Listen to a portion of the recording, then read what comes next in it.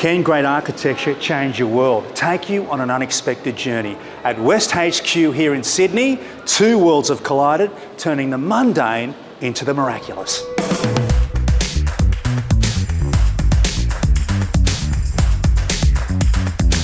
What we were was an old RSL club, and now we're a cultural venue for live experience. We were the first theatre in Australia since 1996 to be built, so we needed to be symbolic, something that was grand in its appearance, so that people would actually believe in it. Like the Sydney Opera House has been here 50 years to create the enormity of what the Sydney Opera House represents. We wanted to build an opera house for Western Sydney.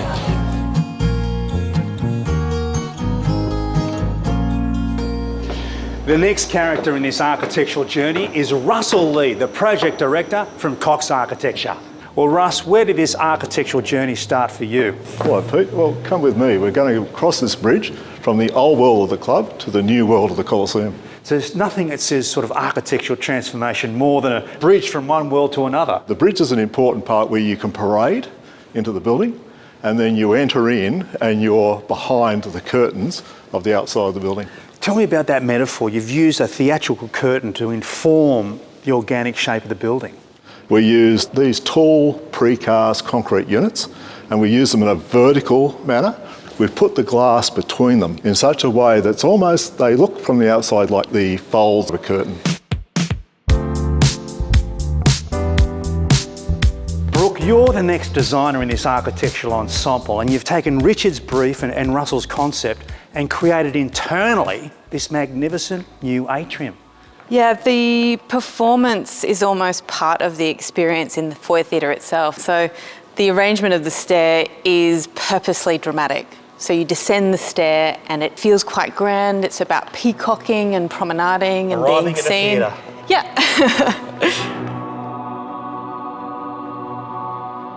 What about this magnificent chandelier? So the chandelier is abstracted to capture this feeling when you're watching a performance where time stands still. So the crystals represent an explosion or a performance that's captured and frozen in time. Again, it's this idea of theatrics and transcendence. When you're in this foyer space, you are peacocking, but when you go into the theatre itself, you become a voyeur and your attention focuses on the stage. Let's go and become voyeurs.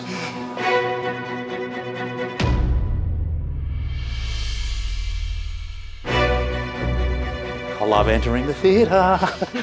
The ghost lights on just so when the theatre's unoccupied, it's an old tradition so the ghost can still get around. When we're in the foyer, we're dealing with natural light and how we filter it through the space, but in the theatre we get to be quite dramatic and control the light. We've used Polytec as a product in the inky dark interior of the theatre, which gives it that really dramatic feel. Okay, well let's get the house lights up, please. Such a special space, a theatre. It's not only beautiful outside, but there's so many technical aspects, the lighting and the acoustics. Yeah, that's right. It's not about just creating a beautiful space, it has to perform acoustically. When we designed the space, we did it in a program that allowed us to manipulate the acoustic panelling, and we would check with our acoustic consultant so we could create and craft this space that not only looked aesthetically beautiful, but really performed well for the various performances that they have here.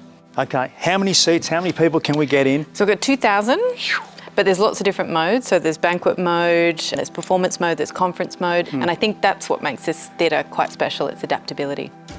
When you come into a space like this, I mean, you're an interior designer, you're designing everything, I'd imagine, from kitchens to homes, places like this. I mean, this has got to be really special for you. Yeah, designing places for the public is really special because you can see that you get lots of different people, different walks of life coming in and experiencing the theatre, especially in Western Sydney. I think it's really important.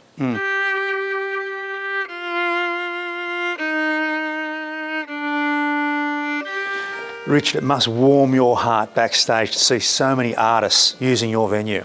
It's one thing designing something and going through a design process over many, many years, but when it's actually operating and the lights are on and the curtains go up, and now sitting back and looking at the number of performers we've had here in just over 3 years, it almost brings you to tears. It makes it all worthwhile, actually. Yeah. When you physically see it finished, it actually has a heartbeat and it works and the lights are on.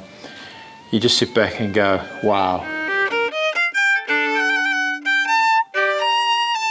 It's a pleasure to perform in such a space. It's a very inviting space for both performers and audience. What are you hearing? What are you listening for from a performer's point of view, the success of a space?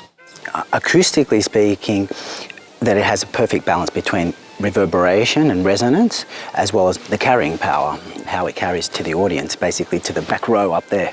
Yeah. There's nothing better than having a space that you feel comfortable in playing, both acoustically and architecturally. There's an old saying that music is liquid architecture, or when done well, architecture is like frozen music. And both art forms, they can transcend, change the mood, take you to a different world. And here at the Coliseum, they're hitting all the right notes in Sydney's West.